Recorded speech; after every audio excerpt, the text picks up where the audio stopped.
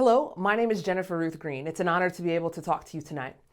As you know, we have seen over the last couple weeks, Israel experience their own version of 9/11. We saw how Hamas incited terror, killing innocent civilians, killing babies, torturing people, taking people hostage into Gaza, and we've seen Israel's subsequent response. The IDF has soldiers on the ground, and they are very active in protecting their people. I call it their 9/11 because it is a terrorist group against a nation state. And a nation state is responsible for the public scrutiny for their actions. And so we see Israel and the fact that they are being looked at and evaluated against the laws of armed conflict, whether they talk about the principles of proportionality or discrimination or honor. But the biggest thing that people are upset with Israel about is the alleged or the requirement for humanity and protecting civilians. And people are discouraged, thinking that Israel is doing far too much in the Middle East and that they are relentless in their pursuit of obliterating Hamas. And when we look at Hamas, Hamas is the closest thing to the Nazism of World War II. And we see how their thoughts of eradicating Jews is very similar. We know that Hamas is funded by Iran, and we know that Iranians continue to chant death to America and death to Israel. This is not something that is a simple game. It is not something that is a simple attack, but rather this is very real. This is warfare, and the eradication of the Jews is their sole and simple goal. And when we talk about things like the law of armed conflict, sure, we can have discussions about those, but those are short-term focal areas. When we think about the short-term focal areas in the United States that are difficulties for us currently at this time, I think about our Congress and the fact that we do not have a Speaker of the House.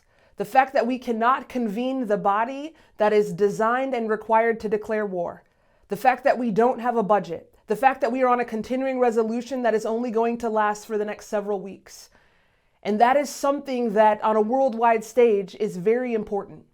It's important for us to get our finances together. It's important for us to know how to spend our finances, but ultimately it's important for us to support our friends.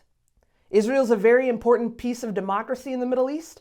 And we see clearly how everyone is trying to take over the land, to eradicate the people, and to do great harm to them. When I think about the short-term focus, I think about how Israel is subject to the laws of armed conflict while Hamas is not, while we're not holding Iran accountable for the finances that they continue to send to these terrorist groups. And I think about the short-term shortcomings that we have as a nation state in America. I think about the tense relations that exist in the Middle East and the fact that we need to help our friends out.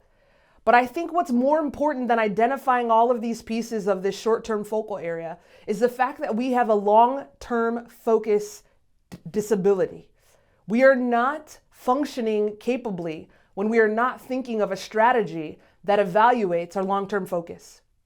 And just like we had our 9/11, thinking about the war on terror, and we think about Iraq and Afghanistan, our struggle becomes the reality that we did not think about the long term. What do I mean by this?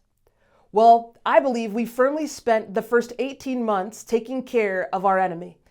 And we spent a lot of time asking the question, what if we lose? And we didn't want to lose. And in 18 months, we had won. But during that time, thinking about what if we lose, we spent a lot of time making sure our uniforms were together. We modified our uniforms across the military. We made sure that they were desert capable. We wanted to make sure that we had the best equipment. We wanted to make sure we had the best training. We designed an entire style of warfare that was counter to the guerrilla warfare of the Vietnam War. And we wanted to make sure that we could handle this volatile, uncertain, complex, ambiguous environment that existed here in the Middle East. We adjusted everything about the way we operated, and we said, what if we lose? Well, in 18 months, we had won. But we spent the next 18 years evaluating the question, what if we win? We didn't have an answer for that. And so we painted a moving freight train. That required us to figure out and answer questions. What are we going to do with the government? Do we want to introduce a democratic style? Do we want to allow them, the Iraqis to have a British style and a parliamentarian style of government, which they ended up choosing? What do we want to do with tribal lands and tribal leaders in Afghanistan? How are we going to motivate our people, our military members, airmen, soldiers, Marines, guardians, all of these people to make sure that they can sustain a long-term war? What are we going to do to make sure that the region is restored to a place that's relevant and helpful? And we saw with the ugly Afghanistan withdrawal in the last couple of years that a lack of plan clearly results in people losing their lives. And so we have to have an encouragement to our friends in Israel to understand and think through the long-term focus. Once you've eradicated successfully the immediate army that sits in Gaza, once Hamas is irrelevant for the time being, what happens when the people whose parents you've killed decide that they're going to come back even stronger and chant death to America and death to Israel? And they're going to come back and join stronger because they are an orphaned group that is continuing to hate and is continuing to band together and rises up even stronger to take over next time. What happens when Iranian-funded Hezbollah comes through and they decide that they're going to come down from Lebanon and they're going to take time to interact, engage, and kill as well? We don't have long-term plans for that. And when we don't think about what if we win, that causes grave difficulty for the long term.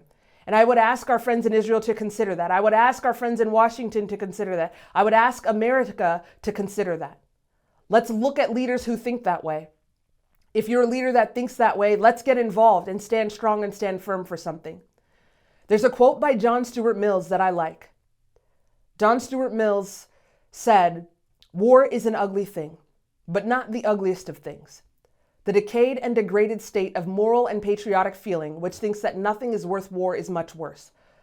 A person who has nothing for which he is willing to fight, nothing which is more important than his own personal safety, is a miserable creature and has no chance of being free unless made and kept so by the exertions of better men than himself."